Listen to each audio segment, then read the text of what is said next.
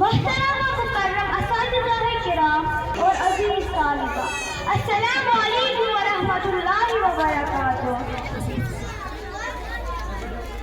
معزز حاضرین، میری تقریر کا عنوان ہے شاہ ہمدان رحمۃ اللہ علیہ۔ شاہ ہمدان رحمۃ اللہ علیہ کا نام سید علی المعروف امیر کبیر شاہ ہمدان رحمۃ اللہ علیہ تھا۔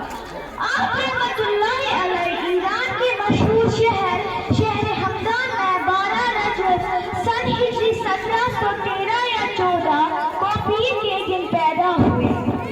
آپ رحمۃ اللہ علیہ والد محترم کی جانب سے حسینی اور والدہ محترمہ کی جانب سے حسنی تھے۔ آپ رحمۃ اللہ علیہ نے بچپن میں ہی قرآن پاک حفظ کیا۔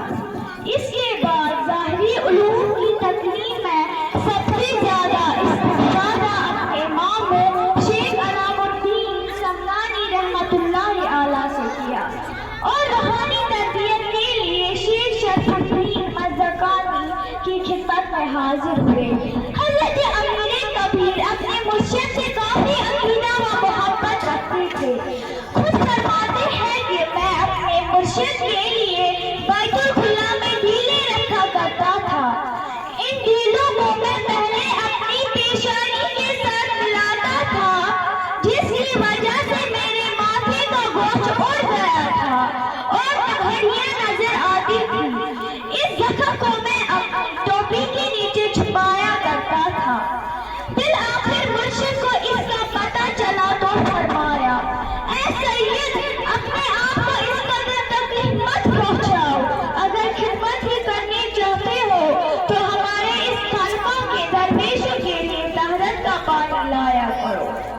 مقصد حیات اور قرب خدا بختی حاصل کرنے کے لیے اس غلام کی جوتی سیدھے رکھ کر جو خانقاہ کی صفائی کرتا ہے، معرفت نفس کو توڑ کر ہی حاصل ہوتی ہے۔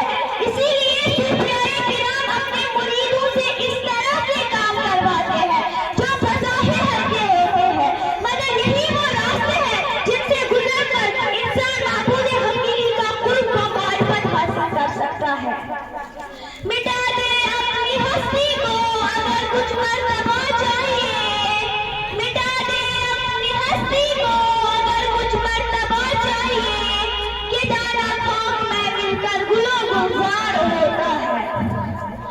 ظاہری باطنی فیض حاصل کرنے کے بعد آپ رحمۃ اللہ علیہ نے 21 سال تک مختلف ممالک کی سیر فرمائی۔ اسی دوران آپ رحمۃ اللہ علیہ کو قوم میں حضور صلی اللہ علیہ وسلم کی زیارت ہوئی۔ آپ صلی اللہ علیہ وسلم نے فرمایا، اے علی، آپ کشمیر جاؤ۔ تو آپ رحمۃ اللہ علیہ نے کشمیر کے لیے رخت سفر باندھا اور تقریباً 700 سادات لے کر وارد کشمیر ہوئے، اور صرف ایک بار نہیں بلکہ 3 بار کشمیر کے لیے سفر کیا۔ حضرات ذرا غور کیجیے، آپ رحمۃ اللہ علیہ نے ان سفروں میں کتنی تکلیفوں کا سامنا کیا ہوگا۔ نہ سڑکیں، نہ پل، جنگلی جانوروں کا خوف، راستے پر خطر، گھوڑا، اونٹ، خچر کچھ بھی میسر نہیں، کھانے پینے چیزوں کی کمی، پیدل سفر وغیرہ وغیرہ، کس قدر کٹھن اور صبر آزما رہا ہوگا۔ البر شاہ ہمدان نے کشمیر آ کر کشمیری معاشرے کا بہت جائزہ لینے کے بعد رسومات بد اور غیر شرعی کاموں کو روکنے کی طرف خاص توجہ کی، اور ایسی ہی بہت سی رسومات بد جو ہندوؤں کی دیکھا دیکھی میں مسلمانوں نے اپنا رکھی تھی کا خاتمہ کروایا۔ کشمیر کا بادشاہ تو مسلمان ہی تھا، مگر تمام حکومتیں سراسر غیر اسلامی تھی۔ آپ رحمۃ اللہ علیہ نے اپنے اعلیٰ اطلاق سے اسلامی نظام حکومت نافذ کروایا۔ تمام عدالتوں میں اپنے ساتھی بطور قاضی مقرر کروائے تاکہ مسلمانوں کے باہمی معاملات کا فیصلہ قرآن و سنت کے مطابق ہو سکے۔ آپ رحمۃ اللہ علیہ ظاہر کی عبادت گاہ ہے، سرائے خانقاہ ہے، بھی تعلیم و تدریس کے لیے مخصوص کروائی، مسجدیں تعمیر کروائی، امام کرام کو مقرر کیا تاکہ وہ لوگوں کو نماز پڑھنے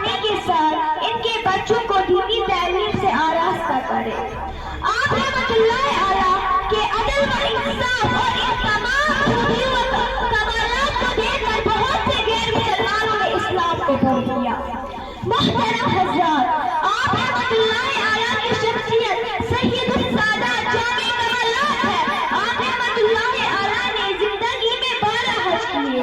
रियासत व इबादत में आप रहमतुल्लाह आला यकीनन अली सानी मालूम होते थे।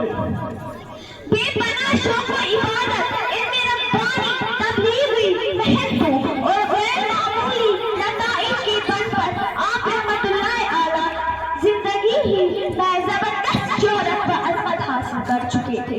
खासकर सरे जमीन कश्मीर में आप रहमतुल्लाह आला ने वादी कश्मीर के लिए बहुत सी कुर्बानियां दी और वादी कश्मीर में दीनी व समाजी इनकलाब लाया। ये आप रहमतुल्लाह आला का अहले कश्मीर पर बहुत बड़ा एहसान है, वरना मालूम नहीं इस वक्त हम कहाँ के मध्य पे अपनी पेशानी रगड़ रहे होते।